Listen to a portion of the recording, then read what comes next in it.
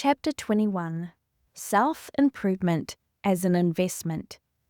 It is not by leaps or bounds, but by steady, persistent growth that strong characters are made. The trouble with most of us is that we are too ambitious to do great things at once. It is the persistent trying to make ourselves a little larger, a little broader, the continual effort to push the horizon of ignorance a little further away by good reading or study that counts. We cannot help believing in the youth who is always trying to improve himself, who takes advantage of every opportunity to make himself a little better informed, who always has some good reading on hand for his leisure moments, and who is always asking questions, observing, and trying to get an education. Such eagerness to improve oneself is an indication of a mark of superiority, the genius that wins. Ambitionless, lazy, indifferent youth prefer a good time to acquiring knowledge. They are not willing to give up their pleasure, ease, and comfort for the sake of improving themselves. Our opportunities for self-improvement, for mind training and heart training in everyday life are not well appreciated. No matter what our occupation may be, we can always be in the best kind of a school. It is a question of holding the mind alert. Those who form the habit of gaining the best from books, the best from conversation, the best from every experience in life, know the secret of perpetual growth. There is nothing else that will give you greater satisfaction in after years than the forming of such systematic habits of self-culture early in life as to make your self-improvement processes automatic. In this way, it becomes just as natural for you to seize every bit of leisure for the reading of something helpful or useful, or for storing up valuable knowledge from your observation as it is for you to breathe. I am acquainted with a young man who travels a great deal by rail and water, who always carries with him, wherever he goes, some good reading matter in a condensed form as possible, miniature classics or the lessons paper of a correspondence school. He is always doing something to improve himself in the odds and ends of time which most people throw away. The result is, he is very well informed upon a great variety of subjects. He is very widely read in history, in English literature, in the sciences, and in other important branches of knowledge. What this man has accomplished in the odds and ends of time is a constant rebuke to those who waste all their time in doing nothing, or in doing that which is infinitely worse than nothing.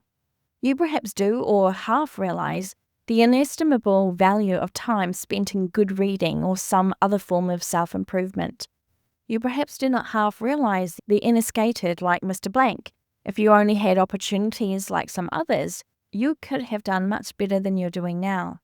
But did you ever think that scores of people have given themselves the equivalent of a college education in their spare moments and long winter evenings? A person might as well say that there is no use in trying to save anything from his small salary or income, because the amount would never make him rich, so he might as well spend it as he goes along. As to say, he can never get a liberal education by studying during his spare time. The more one saves, the nearer he comes to being rich. The more you know, the better educated you are. Every bit of knowledge you store up enriches your life by so much. All these little self-investments make you so much better off, make you so much larger, fuller, so much better able to cope with life. You can never make a better investment than by forming the good reading habit. It will multiply your efficiency, give you so much more power to break away from your iron environment, to throw off the yoke of dependence which galls you. It will make you more independent and self-reliant. The increased knowledge will increase your confidence in yourself. And, in addition to all this, if your knowledge is practical and you use it wisely, it will make you think more of yourself, make you more of a man. There never was a time in the history of the world when education was worth so much as today, when added knowledge adds so much power. Competition has become so terrific and life so strenuous that you need to be armed with every particle of mental culture possible. The greatest work you can do in the world is that of raising your own value. There is no gift which you can ever make to the world like that of a superb manhood or a beautiful womanhood. You can do nothing higher than this. What a golden opportunity confronts you for coining your bits of leisure into knowledge that will mean growth of character, promotion, advancement, power, riches that no accident can take from you, no disaster annihilate. Will you throw away the opportunity, as so many others are thoughtlessly doing? Within the last 10 years, our great railroads have spent many millions of dollars straightening curves on their lines to save a few minutes' time. The late Mr. Harriman spent vast sums for this purpose. In early railroad days, the great object was to avoid expense. The railroads often took a serpentine direction, winding around mountains, hills, and long distances to avoid heavy cuts, fillings, or bridges. Time was not so valuable then as now, but as life became more strenuous, competition keener, and men's time of more worth, the roads were shortened, and better beds, heavier cars, and heavier rails came. Modern businessmen consider it great economy to take short routes and fast trains because of the rapidly increasing value of time, ensure speed, safety, and economy of the great mottos of today. Everything possible was now done to save time, ensure speed, safety, and economy of energy. Any railroad today which could cut the 20th Century Limited's time between New York and Chicago half an hour would very quickly put the 20th century out of business, unless it also could increase speed. This is an age of beeline shortcuts and quick methods in everything. Businessmen will pay more for any device or facility which will save time than for almost anything else. No expense or ingenuity is spared, especially by the great railroads which run competing lines to accomplish shortened routes to quicken service. In the pioneer stage days of our history, before competition had become so fierce, a liberal education and special training were not so necessary as they are today. Now the youth must be a specialist, must spend years in training for his specialty. He must lay a larger and firmer foundation for preparation than formerly if he expects to get anywhere near the top of his vocation. He must remove all possible obstructions, must have a better training, better equipment, and more scientific outfit in every way, or he cannot hope to succeed. As the railroad today, which will persist in winding about hills and meandering long distances to avoid a river crossing or tunneling hills or mountains, has no chance in competition with up-to-date roads, so the young man who expects to get on cannot afford any handicap which will retard his progress or reduce his chances of success. The trouble with most youths is that they do not pay enough attention to straightening their tracks and reducing grades. They try to speed on crooked, ill-made roads and dangerous grades with light rails, poor equipment, and the result is thousands of wrecks. Every man should lay out a clean, straight, level track to his goal. All obstructions should be removed, all dangers and risks reduced to a minimum, making his road straight, firm, solid, and safe. When great railroads make test trials in competing for the transcontinental mails, they not only see that the tracks, the cars, and the engines are in perfect condition, they even pick out the finest pieces of coal, those containing the greatest possible amount of energy, and which leave the smallest amount of clinkers or ashes. The utmost care is exercised in lubricating bearings, tracks are kept clear, and everything possible is done to secure speed and safety. Yet everywhere we see people making their great life race in poor, broken-down cars, on crooked tracks, light, loose rails, over heavy grades. They are always losing time by reason of hotboxes and accidents of all kinds, and yet they wonder why they cannot compete with those who are better equipped. They took little or no precaution to ensure success when they started out on their trip. Little regard was paid to the condition of their roads or cars, to the fuel as to its energy and bulk, or to any of the essential things on which success depends. Yet they wonder why they do not win in the race. Education is power.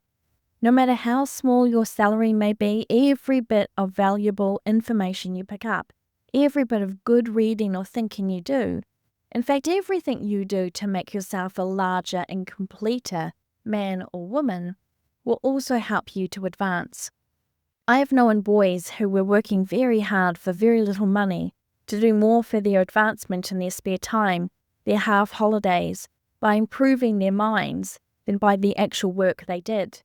Their salaries were insignificant in comparison with their growth of mind.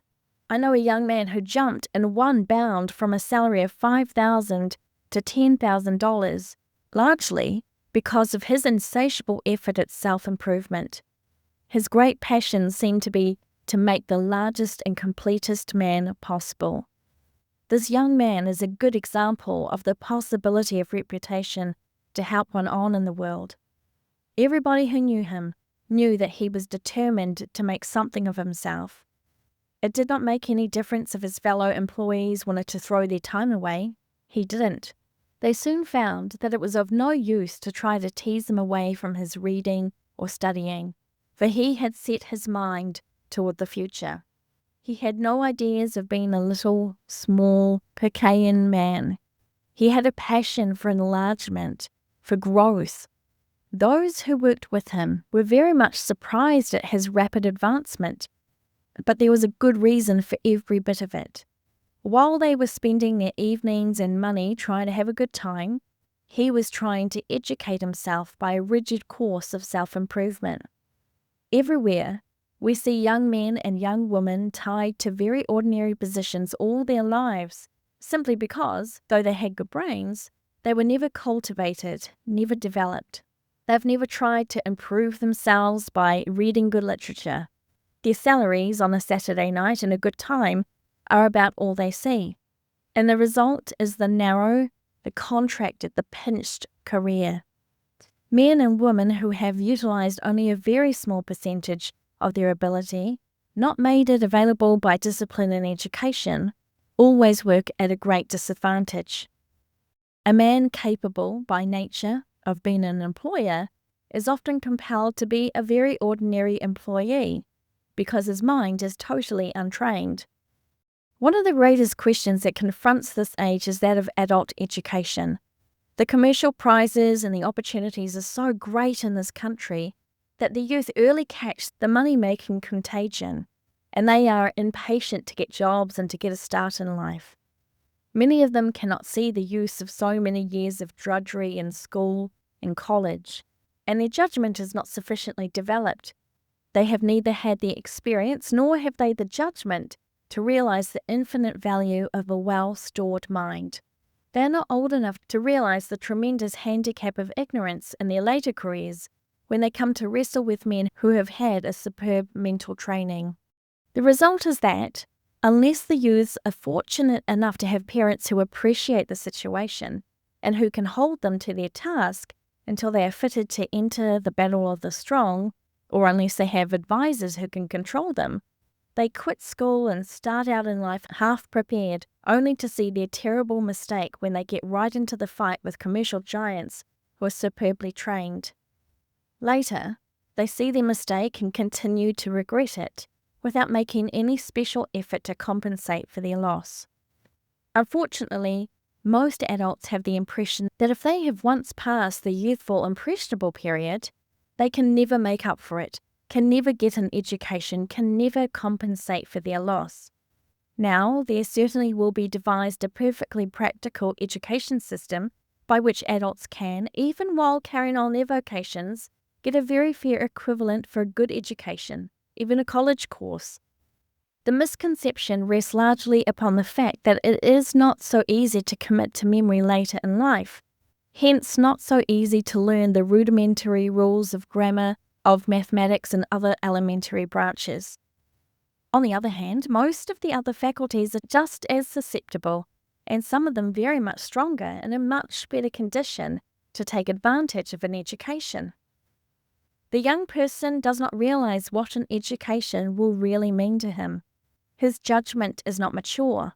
He has not had the experience, while the adult realizes his loss and is more eager to make up for it.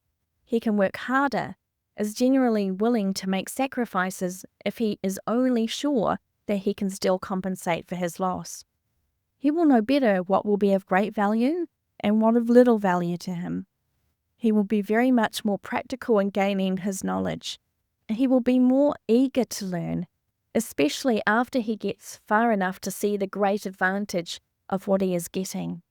There never was a time in the world's history when leaders in adult education were so much needed as today. There are millions of people waiting for it, eager for it, hungry for it, but they do not know how to begin. The inventor of a fair substitute for a liberal education for the adult, an education that will be practical and comparatively easy to obtain, especially one that can be obtained in spare time, in odd minutes, and long winter evenings, without being too hard or too exacting or too disagreeable, will render a greater service to the world than has almost any inventor.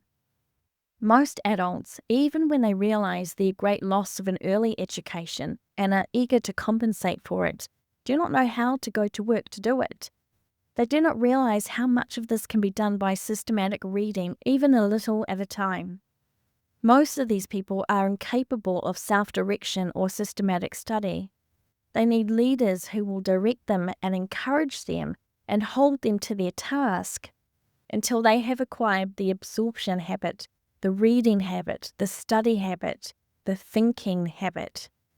I am constantly coming in contact with people who tell me that it is the regret of their lives that they left school so early or that they did not go to college, but who say that the time has gone by now, that it is too late to make up for their loss, and they must do the best they can.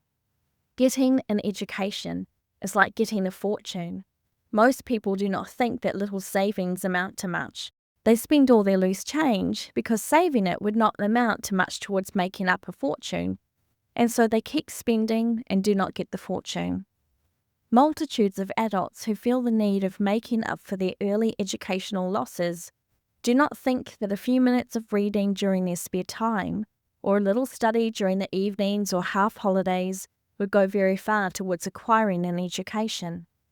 And yet thousands of people have gotten a splendid substitute for a college course just in this way. I know some very able men who have obtained most of their education by reading alone. They went to school but very little, but by the persistent reading habit, they have become well educated in history, in politics and literature, in philosophy, and well posted in all sorts of things. And they have achieved all of this during their evenings and odd moments, which most people either throw away or spend in hunting for pleasure. The pursuit of education by a soul hungry for knowledge, yearning for mental enlargement, is the highest kind of pleasure, because it gives infinite satisfaction and infinite advantage. One of the grandest sights in the world is that of an adult seizing every opportunity to make up for the loss of early education advantages, pouring his very soul into his spare moments and evenings, trying to make himself a larger, fuller, completer man.